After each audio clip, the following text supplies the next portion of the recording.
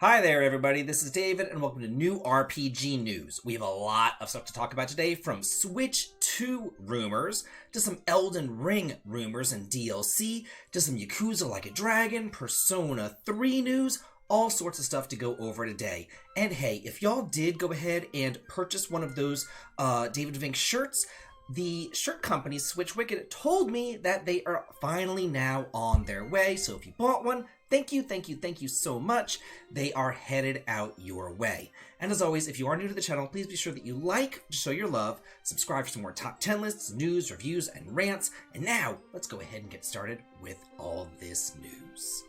The Switch 2 is likely to be an iteration rather than a revolution, predicts analysts. It is expected to launch sometime this year in 2024. Apparently, there's already development kits out there. They're in their hands. They are developing games for the Switch 2, for lack of a better term. And they're also saying that the console could launch at $400, which is $100 higher than what the Nintendo Switch launched at. And they say that there's a chance that it could adopt the $70 pricing that the PS5 and the Xbox are already doing. So it also says here that the next system is likely to be an iteration rather than revolution. Nintendo might add some bells and whistles to the device, but it will be similar to the current Switch. And because there is Pokemon, and Pokemon is associated with handheld gaming, there is no way on Earth Nintendo will drop the portability feature for their next big thing. We still don't know if it's going to have backwards compatibility. That's my big thing. I want it to have backwards compatibility. And I'm also going to say this. I, for one, am so freaking happy that they are not reinventing the wheel. I am so sick to death of Nintendo reinventing the wheel every single freaking time they have a new console. Let's go back in time, shall we? I first started playing Nintendo back on the NES, and then the Super Nintendo came out, and that was pretty much just an iteration. It was not a revolution. It was the same thing, just better graphics. Then the N64 came out with that weird controller that I hate. Actually, I hate the entire N64. I cannot tell you how much I hate the entire N64. I can't even function whenever I talk about this console. It pissed me off so much. The PlayStation 1 games would sell for like $40. And if you wanted N64 games, they sold for like $70. They were so expensive compared to PlayStation 1, and they were horrible. And then they had that Z targeting, and that controller. I can't even deal with that controller. Anyway, then there was the GameCube. And I don't know, they went to those little like micro discs or whatever, and it was just weird. I don't know, I didn't have a GameCube. I know that like the graphics looked good and all that, and it had some good games on it, but whatever. But then they came up with the Wii, which was backwards compatible with the GameCube. So I went off and I bought all sorts of different GameCube games, and I put them into the Wii, and they worked fine, and I loved the Wii. And that was really whenever Nintendo went off and did its own thing with the Wii. And the Wii was great! And you know what? They should have done an iteration of the Wii instead of a revolution with the Wii U, where they screwed the pooch and, they shot themselves in the foot by creating God knows what. So then they went off with the Switch, and now they found success again. Just like with the Wii, with the NES, they found success. So they are not reinventing the wheel. Hallelujah! It's about time they learned from their mistakes. So I, for one, am super happy about this, that they are just going to be doing kind of like the same thing, just better graphics, better function, better games, that sort of stuff. We have an opening movie for Persona 3 Reload that I am showing right above me, featuring a brand new track, Full Moon, Full Life.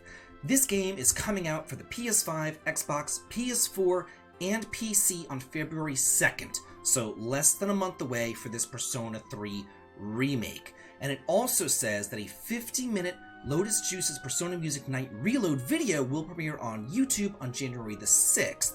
That will introduce the music of Persona 3 Reload in a radio-style format. I want to know how many of y'all are really excited for this game. I put up a poll the other day on my channel asking people which games they're most excited for that are coming out, and Persona 3 Reload was one of those games. And I played this game on the PS2, I played the Persona 3 Fez, I played the remake over on the PSP, so I don't know if I want to like triple dip into Reload, but I don't know, we'll see. We have a new video from IGN! Dragon's Dogma 2 is showcasing now 18 minutes of fighter, thief, warrior, and sorcerer gameplay. So if you want to get, more background information, just like with Infinite Wealth, if you want to see more about what this game is about before you go off and buy it, be sure to watch this video above over on IGN's website. I played Dragon's Dogma. Well, okay, let me start over. Whenever Dragon's Dogma came out, I was just kind of like, oh, what is this? It looks very Western. I know it's from Capcom, whatever, but, it looks very Western-y, and I don't know, I just kind of, ignored it. And then a lot of people were saying, you know what, David?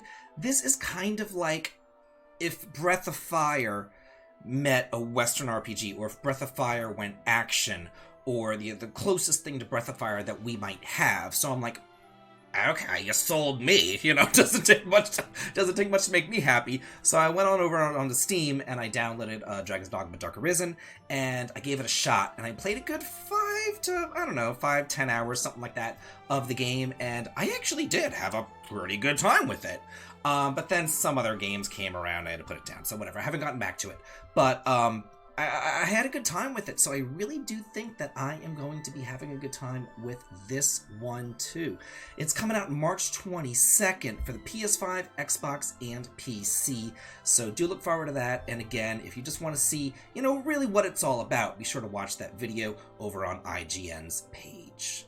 Reigns 3 Kingdoms is coming to the Switch and PC on January 11th. It's currently already available over on mobile systems. It was released on mobile on November 29th of 2002, exclusively for Netflix members, apparently. Who knew that there was Netflix gaming? I have no idea. Anyway, it's the About section. It says, swipe through military negotiations, marry to strengthen alliances, and recruit soldiers, and fight in turn-based card battles in this historical epic.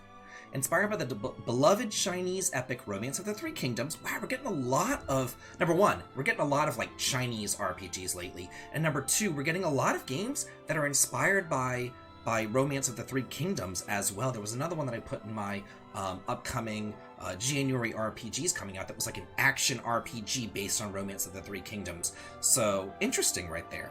It says, this game thrusts players into the turbulent final years of the Han Dynasty. Players will encounter the many factions, wars, and heroes of the saga as they swipe through to make high-stakes decisions, team up with the right army at the right time, gain power, and more. Discover new ways to enjoy this franchise's unique card-based swiping mechanic as you uncover the many secrets of a vast storyline, deploy strategy in turn-based battles, and encounter a host of unexpected mini-games. Of course, you can have a JRPG with mini-games, my god. Experience a distinctive narrative told through encountering a vast variety of characters and scenarios, play dozens of quests with specific arcs, heroes to recruit, people to wed, and children to raise. Recruit new heroes to fight with you in turn-based card battles, build your own dynasty, and see your political progress. For the first time, take your recruits into battle against other players, neat, in online ranked card battles. So if that looks good to you, make sure that you bookmark it there. Continuing on with our Chinese-style RPGs that we've been seeing, it says, Chinese-style open-world action RPG The Bustling World has been announced for PC with a Kickstarter campaign that has been launched, seeking $80,000 in funding. We do not have a release date. Looks like it's going to be coming out for the PC. There's a lot here that I'm not going to read all of this, it's a lot, but I am going to read the little about section right here. It says, The Bustling World is an open-world RPG set in ancient China. You can farm, breed, craft, build, fight, establish a regime, run a country, conduct diplomacy, wage war, create a city. Openness, freedom, and limitness are the game's biggest features. The Bustling World does not follow a predetermined path of development. Everything in the world will think and decide its own behavior based upon the player's actions. The residents in the games have their own lives, families, personalities, and social relationships. They'll think and decide their own actions. Will they work, at home, go to work, go out for entertainment, relocate to other cities for money, avenge their families, escape from war, etc. These actions are determined by the NPC's personality, family, and the player's actions. For example, if you offend some people with a bad temper, they may sabotage your shop. Wow, what a bitch. As a result, the cities in the game are also dynamic and they change. NPC residents will decide where to live, what kind of houses to build, and what type of shop to run. NPC regimes will also consider their relationship with each city, whether to establish diplomacy, trade, or wage war. When you return to a city that lived many years ago, it may become unfamiliar. World and resident AI will give you unique responses to every action and decision, making every new game experience unique for the player. This is like Sims on steroids. Like, wow, this is crazy. Like, I played SimCity, and that was about it back on like the SNES. I know there was I played SimCity 2000 whenever we got a computer too. I remember my brother Daniel bought SimCity 2000. We played it in the basement sometimes, and I guess I played it for a little bit. I used to play Civilization too as well. That was fun. But anyway, like, I feel like you had a lot of control in like SimCity and stuff. I never did play The Sims, but I still feel like in The Sims you had control over what your little Sims did. But here it's like you're just like an omnipotent god and you watch everybody just do whatever it is that they want to do or something. Like, it just seems odd to me. I don't know how you would really control that, I guess. I don't know. But this is just interesting. I thought that I'd bring it up. GRIME for the Switch launches on January 25th alongside some free DLC, Parting Shade. It has been rebranded as GRIME Definitive Edition.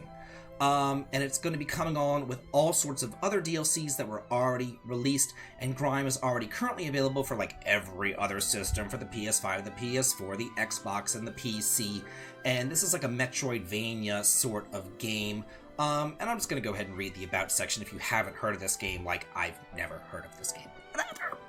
GRIME has rooted itself in the Metroidvania playerscape with its anatomical horror, Souls-like.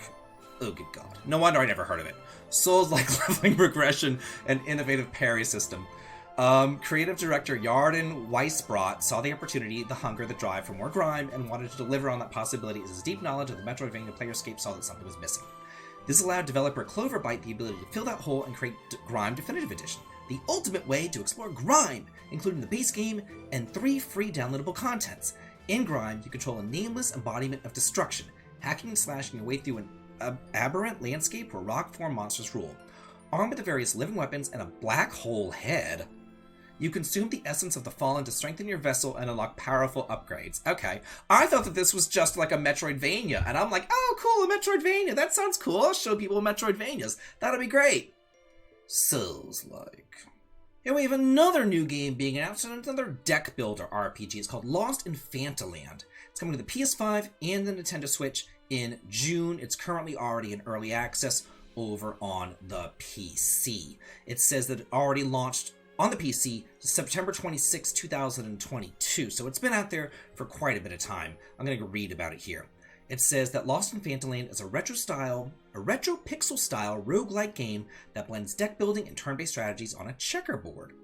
You can choose Warrior, Mage, or Deceiver to explore the randomly generated world and fight an 8x8 checkerboard. You can build your powerful deck and collect a wealth of items and secret treasures in the adventure. Go and defeat your enemies one by one.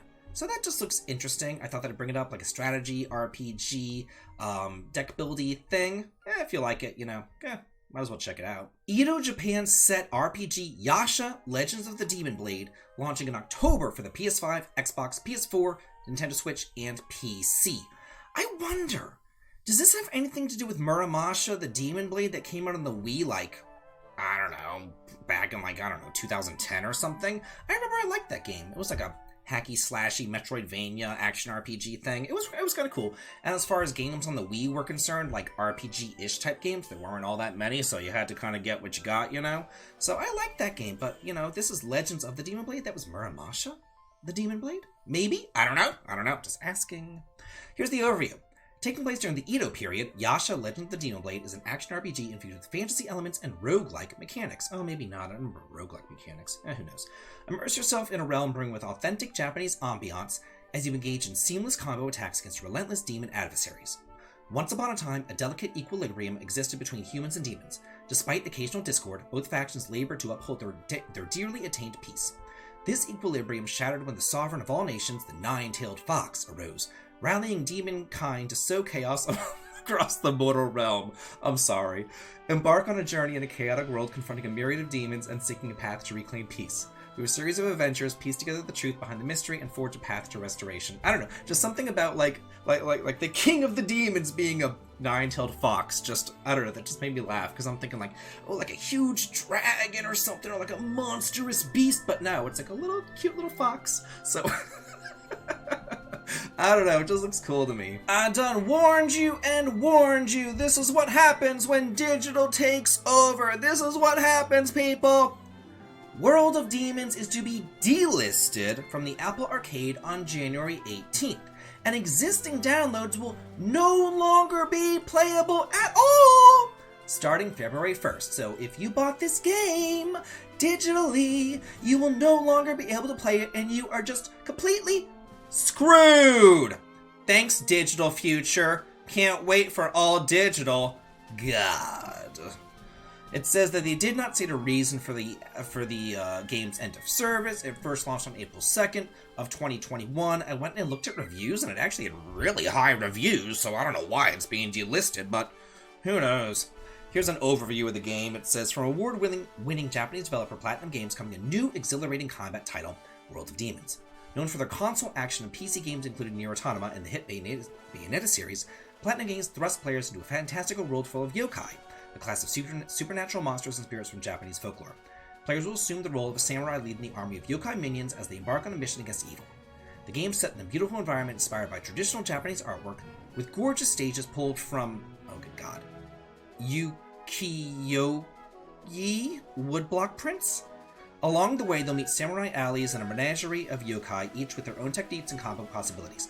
Players will expand their arsenal of abilities to conquer all foes that stand before them, ultimately facing the fearsome Shuten Doji, Lord of all Oni.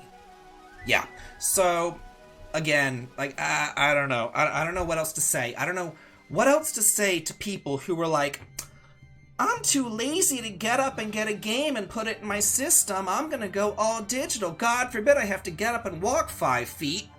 Like, oh my god. Like, oh my god. Like, this is just the worst. Like, this is what happens whenever people just buy all digital all the time, and then they can just take your game right from you, and you have no recourse, and there's nothing that you can do about it, and you're just screwed. Persona 5 The Phantom X Heart-Stealing Test begins January 16th in China. There's a new trailer that has been released. This is the third closed beta test for this game. It's running from January the 16th through the 31st in China. This is a mobile game based upon Persona 5, going to be released for mobile as well as PC. It's only been confirmed for a Chinese release right now. We do not know if this is going to get a worldwide release. It is still in beta testing form right now. I am shocked it's not even getting like a Japanese release. Like, this is really shocking to me. It's only getting a Chinese release. So I just thought that I'd bring this up. I'm sure there's a hacker out there probably trying to translate this into English right now as we speak. And for our final story of the day, we have a leak! Huge leak reveals Eldin Ring DLC release dates and more DLC that's also coming in 2025. It says that they haven't really released anything officially, but fans have been scouring the web, and it says, in a now deleted store page for a collaboration between Eldin Ring and specialty controller company manufacturer Thrustmaster, it might have given them what they're looking for and more. The now deleted page for the collaboration was on Data Blitz, a long-standing Filipino gaming and electronics retailer. In addition to potentially hinting at the release date of the upcoming Shadow of the Erd Tree, whatever, DLC, it might also leaked another unannounced Elden Ring expansion also in 2025. It says that Shadow of the Erd Tree release date is in February 2024, and that this release window coincides with the previous rumors from a From Software YouTuber. There has been no official announcements at all, but there has been a screen grab also of these various controllers that From Software was kind of collaborating with. So there's screenshots right there of these controllers, which look frickin' cool, if I do say so myself.